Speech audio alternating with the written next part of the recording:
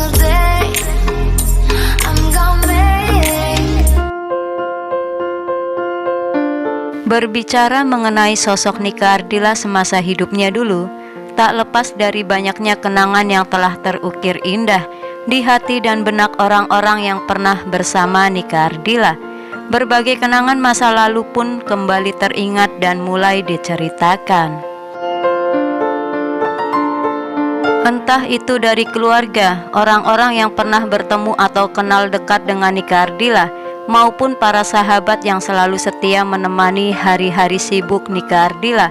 Dan bisa dikatakan, mereka ini adalah orang-orang yang beruntung yang pernah dekat dengan Nika Ardila. Sebagai bentuk kenangan terhadap almarhumah Nika Ardila, berikut ini cerita dari beberapa sahabat Nika Ardila tentang kebersamaan mereka bersama Nika Ardila dulu. Inilah cerita dari mereka selengkapnya.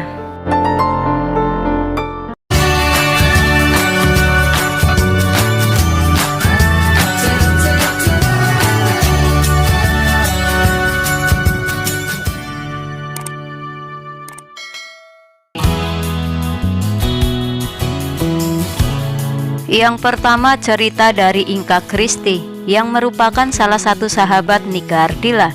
Dirinya menuturkan, Nika itu suka banget makan jambu biji, tapi yang dimakan sama Nika itu biji jambunya saja. Jadi kalau Nika mau makan jambu biji, saya duluan yang makan kulitnya atau luarnya. Habis itu biji jambunya Nika yang makan. Dulu pernah Nika merekomendasikan saya kepada Ko Ahon atau produser musikal label yang menaungi rekaman Nika Ardila. Waktu itu Nika bilang begini ke Ko Ahon, Ko Ahon, tolong Teh Inka Kristi orbitin juga dong, suaranya kan juga bagus. Waktu itu saya belum menjadi seorang penyanyi seperti Nika. Menurut cerita dari Mel Sandi, dulu sewaktu Nika mempunyai mobil baru, saya diajak oleh Nika buat mencoba mobil barunya. Dulu Nika belum mahir menyetir. Setiap kali Nika nyetir mobil itu sedikit ngebut, jadi agak ngeri. Dan menurut Silvana Herman yang merupakan salah satu sahabat Nika Ardila, dia menilai Nika Ardila itu seperti kakaknya sendiri. Nika itu seperti kakak saya, padahal kan umurnya masih jauh di bawah saya. Nika seperti kakak bagi saya dalam arti, Nika melindungi saya kalau ada yang mau jahatin atau jahilin saya.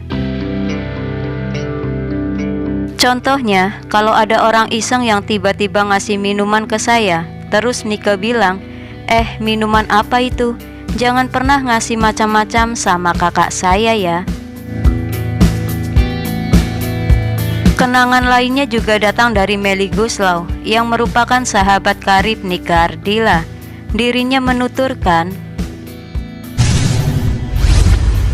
Nika itu kalau hari ini putus sama pacarnya, besoknya Nika sudah punya gandengan baru. Tapi Nika sebenarnya orangnya setia loh, cuma mungkin belum berjodoh saja. Bahkan Anto Hood yang sekarang menjadi suami saya, Nika langsung bilang setuju dan cocok. Biasanya kalau saya dengan orang lain, Nika suka protes dan Nika kurang setuju.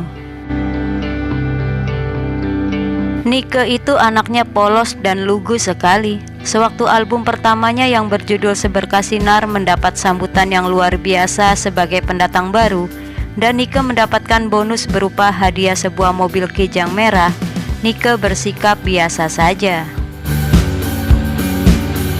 Bahkan di album keduanya pun yang berjudul Bintang Kehidupan, yang meledak dan sukses di pasaran, Nika hanya bilang ke Dedi Dores begini, memangnya lagu Nika laku ya om, kok banyak diputar di radio-radio. Yang penting bagi Nika sudah merasa senang kalau ia sudah bisa nyanyi sampai kemana-mana. Bahkan sebelum Nika terkenal pun, Nika dulu pernah nyanyi dibayar pakai coklat saja. Nika mau-mau saja. Dulu pernah ada yang mengundang Nika untuk nyanyi di sebuah acara. Panitia acara tersebut bertanya kepada Nika, Kalau Nike bisa nyanyi di acara ini, Nike minta dibayar berapa? Saat itu Nike hanya menjawab, terserah saja deh. Dan cerita terakhir datang dari Nicky Astria yang kagum dengan sosok Nike Ardilla yang begitu fashionable. Nike menurut saya adalah artis yang multitalenta dan cantik. Pokoknya dia adalah paket lengkap. Nike juga sebagai model, bintang layar lebar, dan penyanyi yang memiliki suara yang khas.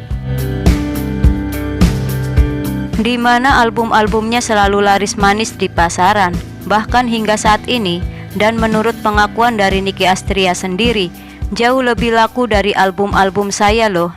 Ini benar adanya. Mengenai hubungan saya dengan Nike itu dibilang sangat dekat, karena kami sama-sama dari Bandung dan anak didik dari Denny Sabri.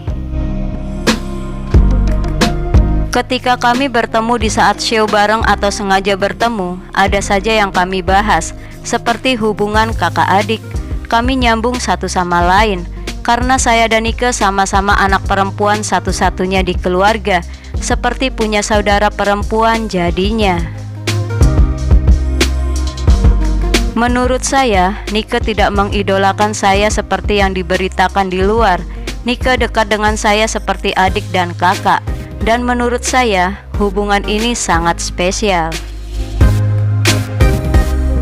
Sepengetahuan saya, Nike itu sangat mengidolakan Marilyn Monroe. Dari bibir mungilnya kerap bercerita tentang apapun yang berkaitan dengan Marilyn Monroe. Kami tidak pernah sirik-sirikan atau beranteman, justru kami saling kasih info mengenai fashion. Tapi saya tetap saja tidak bisa se-fashionable Nicky Ardilla. Waktu tur terakhir sama Nike, saya jadi backing vokalnya di belakang panggung. Nike juga demikian. Pas bagian saya di panggung, Nike yang jadi backing vokal saya. Yang kocaknya, pernah pakai menirukan suara-suara angin pula ketika lagu slow, biar dramatis katanya. Salah satu sahabat dekatnya adalah Melly Goeslaw. Untuk pertama kalinya pun, Nike cerita bahwa dia punya sahabat yang namanya Melly Goeslaw. Katanya, Teteh, Nike punya sahabat yang dandanannya mirip Mariah Carey. Nanti Nike kenalkan ke Teteh ya. Lalu dikenalkanlah Melly Goeslaw ke saya, dan benar kata Nike, kesan pertama saya melihat Melly itu cantik. Rambutnya keriting kecil hampir menutupi wajahnya dan terlihat pemalu. Saya beruntung mengenal dua sosok yang memiliki nama dan prestasi besar seperti mereka. Kini saya hanya bisa mengenang segalanya yang indah dari kebersamaan saya bersama Nicky Ardilla. Dan saya hanya bisa mengirimkan doa untuknya. Semoga almarhumah Nicky Ardilla senantiasa selalu dalam cahaya cintanya, dihapuskan segala dosanya, diterangi kuburnya, dan mendapat tempat termulia di sisinya. Itulah beberapa cerita dari para sahabat Nicky Ardilla yang masing-masing mempunyai kisah dan kenangan tersendiri di hati mereka. Semoga selalu menambah informasi dan bermanfaat. Lebih banyak tahu lebih banyak. Terima kasih dan sampai jumpa kembali.